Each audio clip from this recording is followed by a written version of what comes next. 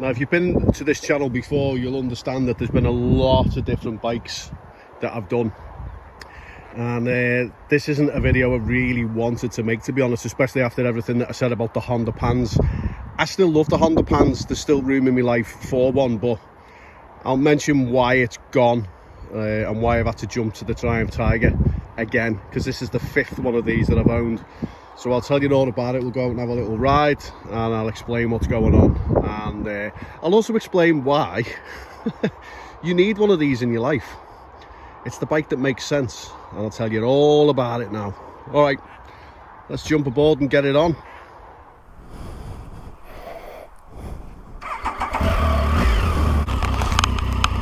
Stupid fucking GoPro. Well, actually, it's not the GoPro. It's my eyes. My eyes are shit. Absolutely shit. I'm so old. Everything's fucking sore. Back sore, hips are sore. It takes me 3 hours to get an erection. That's actually a lie. It doesn't. My back's not that sore. Fucking cyclists. Originally I was looking at the 1250 GS. That was going to be the bike for me. I thought I'm probably going to make a one-time purchase now and then kind of live with this bike for the next, 10 or 12 years or whatever. But the price of the BMW was at, I can't say anything else other than I think it's absolutely fucking shocking. 19.5 grand for a 1250 GS. 19.5 grand. That's supercar territory, you know what I mean? That you can't. I just couldn't do it. There's just no way. I didn't want to kind of go and sign my life away for something that it's just no. And then there's also add-ons as well when it comes to BMW. You got to pay extra for the sat-nav and the sat-nav to be hooked up, and then there's all kinds of other bits that you can strap to it as well, which on average is about 400 to 700 quid. It's not happening. So it seemed like the natural choice for me to then take the 2011 Tiger 1050. So how much was this bike? Well, it's a 2011. It's got 19,000 miles on it. I paid £5,200 for it, and it's had everything done to it. If you know your Triumphs, the Speed Triple, they have what's called a hot start issue. Basically, when the bike is red hot, you'll come to it wherever you're parked and it will display as a flat battery. It just doesn't want to turn over. And there's a modification that you can do to the battery leads. Basically, they're just thicker. They allow a little bit more power to go through, and that cures that. That's been done. It's got handguards, got a decent screen on it. This is an Amazon add-on that I put on. This was £14 from Amazon, and I had an absolute fucking nightmare with this thing because it doesn't come constructed. You just get the piece of plastic, and then all this you've got to kind of put together yourself, and they have to go on in a particular way. As it becomes piston back to front, and all the controls for it are the wrong way round. It took me about an hour to kind of figure it out. There, one of the pieces had been put together in whatever factory it was made upside down. One of these long arms was upside down, so I was basically kept with 2 left-hand pieces for it and couldn't figure out what was going on. And being the kind of guy I am, there was a bit of swearing. There was a lot of swearing. I invented a few fantastic swear words. Fucking great they were. Like, I was proud of them.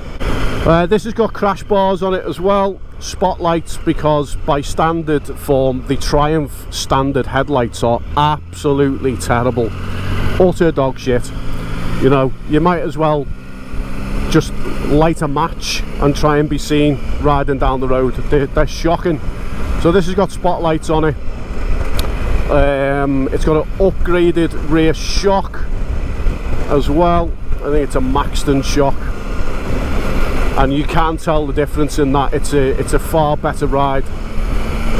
So why did I keep selling these bikes? Well, again, if you go back into the Triumph Tiger video I made not so long back, it's in the playlist.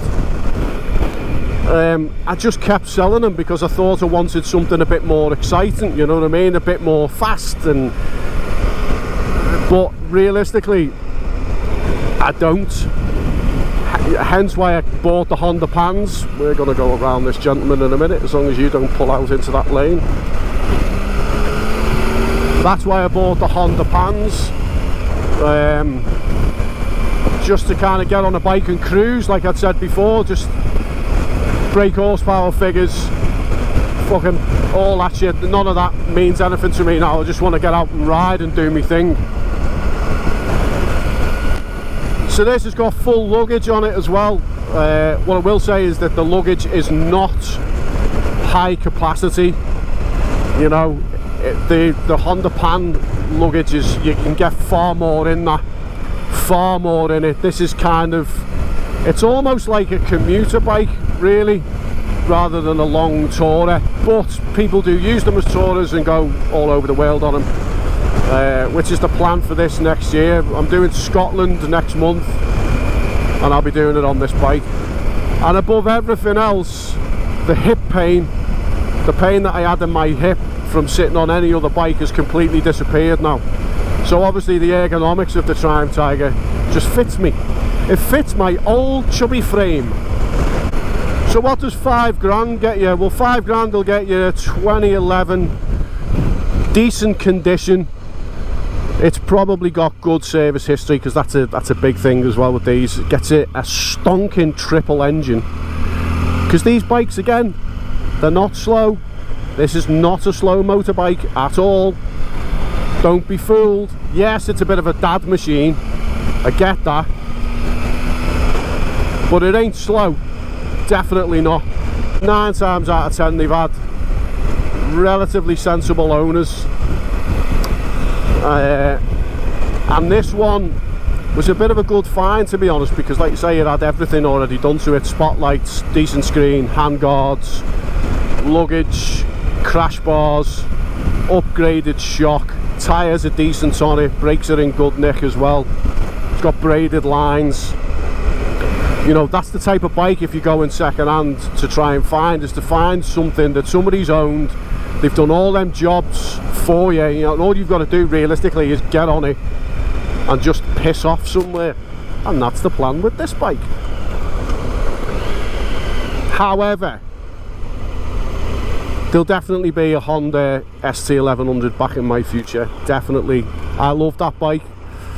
I didn't get as much hip pain on the 1100 as I did on the 13. The 13 was impossible. I think it was just because it was just bigger, slightly wider, it was heavier, it was more kind of cumbersome to kind of chuck around. Throwing the wifey on this bike and, you know, pissing off for a few hours is far easier. It's like I don't even know she's on the back of it. She says as well that it's not as comfortable as the Pan, which is understandable, because the Pan is quite, it's like a couch, isn't it? It's like a couch. The Triumph Tiger is just better all round for my needs, for what I need to do, for how I ride. It's comfortable, it's quick, it's a lot lighter to throw about. We're gonna go around you.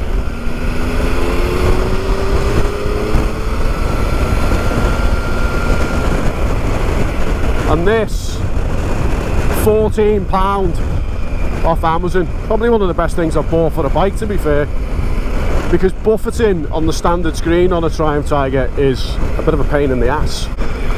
Okay, so if you're going to buy one of these things, then what are you looking out for? What are the things that go wrong? So there isn't many things, but there is always a list, isn't there? There's always a list of things that are a bit shit on any bike. So first thing, the standard screen. This is not the standard screen. This part is not standard, and neither is this.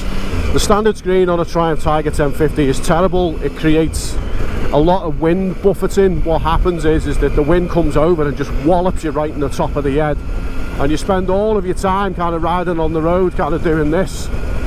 And there's a couple of things that you can do with that. You can actually chop that screen in half and weirdly it takes away all the buffeting, but then you end up with a shorter screen. I personally think it looks good, I like it, but if you want like a proper tour to kind of keep the wind and the rain off totally, then just go for a taller screen. The MRA Vario screen is phenomenal. That's the one that a lot of people tend to go for. Fork seals as well, kind of standard really. I've had a couple of these, and at some point during its life there's always a fork seal to do. Brakes, the brakes are standard aren't very good, but it does benefit from putting braided lines on. If you put braided lines on this bike, it does realistically transform it quite a bit, and it's a far better feeling system once you've got the fluid running through like it should do. Loose chains is another one. You've really got to keep an eye on the tension of your chain on these bikes. I find they do tend to go slack quite quick, and I tend to keep an eye on it kind of every 2 weeks. I'll, you know, get it up on the centre stand and have a little look and make sure that it's doing what it should be doing. And finally, the hot start issue, which I've just mentioned. Once the bike gets warm, what happens is you'll come out to it and it will not start. It'll kind of display as though it's got a flat battery, and you've got to wait for the bike to really cool down before it will start up again, and that is a bit of a pain in the dick, to be fair. So I mean, am I going to utter them famous YouTuber words of "this is the best bike I own, I'll never get rid of this bike, and I love it so much, it's staying with me forever"? I can't do that now. I've realised I can't do that now, because I know that I'm part of that community of bikers that, one, is full of shit, and you pretty much just lie to yourself. You know, we're all sitting at some point during our lives watching YouTube reviews of bikes and thinking, yeah, I want one, I'm gonna get it, don't care, I'm gonna get it, and then you buy it, and then a few months down the line you want something else, you know, and that's just nature. That's the way that it is. For me, however, this is a necessity, this bike.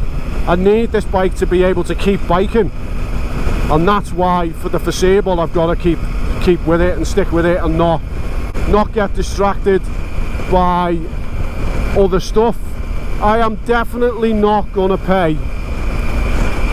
you know, almost 20 grand for a fucking BMW 1250 GS. Am I shite? It's not happening. That's obscene for what that bike is. I think if I was going to do the GS thing, maybe as a second bike, if I, you know, stick with the adventure thing, I'd probably look at a bit of an older one that's, again, second hand. It's had everything done to it, somebody's put the love and time into it, had all the big services done, all them little piddly niggling jobs that'll get on your tits if you don't do them. Always love the Triumphs. They're a phenomenal piece of kit. You know, what is there not to love? One thing I will say as well is when I had the ZZR 1400, again, it was a phenomenal bike, stupidly fast, too much for the road. I'll never have a sports bike again, not ever. I was reading something not so long ago that was a bit of a research thing about people are not buying sports bikes anymore. There is a market for them. People are still buying them, but they're not as popular now. And I think that is because, you know, they've gone as good as they can get. Sports bikes now, they're that fast, and they do like a phenomenal job of tearing up the tarmac. Tearing up the tarmac. Who the fuck does he think he is? I thought I'd just cut in and let you have a look at some of the bikes that are around. What I was saying about sports bikes not being popular. This is the Ponderosa in Wales. We take a look around. There is not a lot of sports bikes. Out of all of these that are here, there's maybe, I don't know, 3 or 4, if that. The Jigs are there. There's an Aprilia over there. The rest of it's all adventure bikes and cruisers. Yeah. What is the future for sports bikes? That's what we want to know. They do this like phenomenal job of being able to go to naught to knobhead in like 3 seconds. they're uncomfortable, they make no sense in the rain. You know, you can't really go too up on them. You can't go out with your missus, can you? And I know some people do, that before anybody fucking starts, I go to Chicks 1000 and I fucking go to fucking Italy with my wife. Okay, that's fine. What I'm saying is that in the bigger scheme of things, sport bikes are not as popular now as they used to be.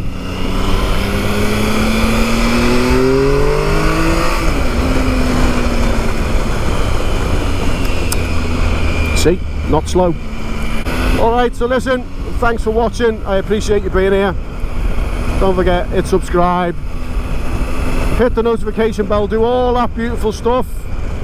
And yeah, just do it, just pull out. Fucking knobhead.